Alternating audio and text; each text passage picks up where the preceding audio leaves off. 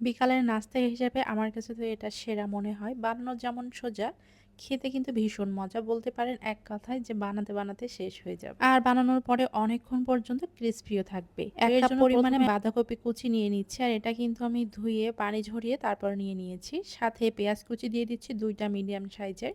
কাঁচামরিচ কুচি দিয়ে দিচ্ছি। আসলে ঝাল যে যেমন খেতে পছন্দ করেন।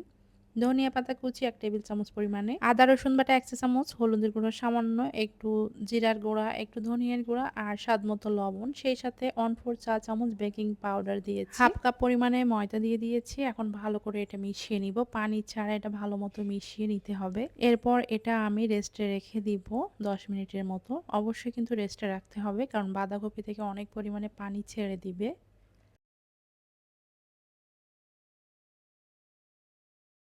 ১০ মিনিট পরে বাঁধাকপিটা অনেকটা নরম হয়ে গেছে। এখন সামান্য একটু পানি দিয়ে দিচ্ছি, বেসন দিয়ে দিচ্ছি 1/4 কাপ পরিমাণে। এরপর হাত দিয়ে ভালো মতো মিশিয়ে নিতে হবে। বাঁধাকপির এই পাকোড়াতে অবশ্যই ময়দা দিবেন। ময়দা দিলে অনেকক্ষণ পর্যন্ত ক্রিস্পি থাকবে। এটা ভালো মতো মাখিয়ে নিতে হবে আর এমন আঠালো হবে। বেসন এবং ময়দা ২ টাই দিবেন। ভালো করে মেখে নেওয়ার পরে এই যে এখন তেলে ভেজে নিব। শেপ দেওয়ার জন্য সামান্য একটু হাতে তেল লাগিয়ে নিয়েছি। এরপর গোল গোল শেপ দিয়ে আমি তেলে ভেজে নিব। আর তেলটা কুসুম গরম অবস্থায় নিতে হবে। চুলার আঁচটা মিডিয়াম টু লো আঁচে রাখতে হবে।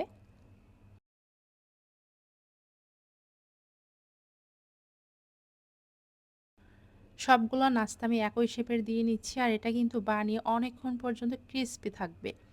রোজার সময় যদি আপনারা ইফতারিতে বানান সেক্ষেত্রে কিন্তু ১ ঘন্টার মতো এটা ক্রিস্পি থাকবে।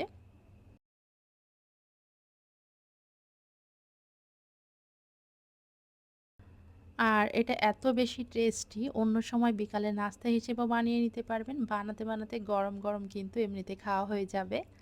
তো এভাবে উল্টে পাল্টে আমি ভেজে নিচ্ছি আর এটা সোনালী কালার চলে আসলে আমি নামিয়ে নিব।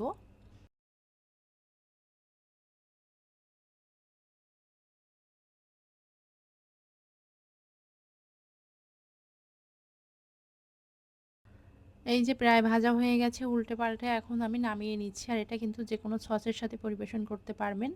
এমন সহজ আর নতুন, নতুন রেসিপি পেতে অবশ্যই আমার ফেসবুক পেজটা ফলো দিয়ে রাখবেন।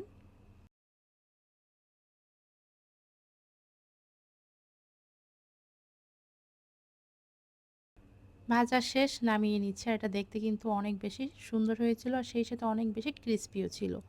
নতুন কোনো রেসিপি নিয়ে আবার চলে আসবে। সবাই ভালো থাকবেন। আল্লাহ হাফেজ।